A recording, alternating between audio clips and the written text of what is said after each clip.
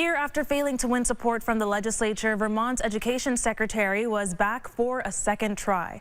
Zoe Saunders has served as interim secretary over the past year, hoping the work that she's done will convince Democrats to confirm her appointment this time around.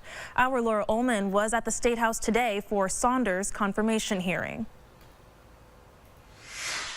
There were moments of extreme pressure when it came to questioning, but it was complemented by an understanding of the difficulty of this moment.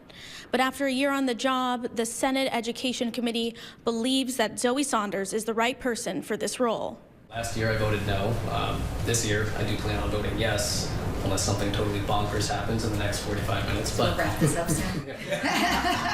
A year after the Vermont Senate rejected her appointment as education secretary, Zoe Saunders was back at the State House to try to convince lawmakers she's the right person for the job. A year later, I'm excited to sit before you to describe the work I have led as the Secretary of Education. After the Senate rejected her last year, Governor Scott named Saunders the interim secretary, and she listed her accomplishments over the past year, including development of new reading programs aimed at having every child reading by 3rd grade, an increase in special education training, and her plan for reforming the state education funding system. I assumed the role at a particularly challenging time for education in Vermont. It takes a certain type of leader to take on those challenges, which I have done time and time again in my career. Critics have pointed to Saunders' past work on charter schools and questioned her commitment to public education. Senator Keisha Ram Hinsdale grilled Saunders for nearly 45 minutes. I heard from a lot of people in the field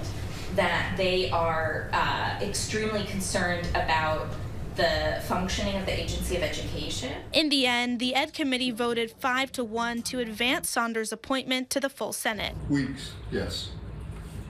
Williams, yes. The full Senate will convene on Thursday for a confirmation vote. Folks that I spoke to at the State House tell me that they believe enough Democrats will join Republicans to be able to confirm Saunders. Reporting in Montpelier, Laura Ullman, Channel 3 News.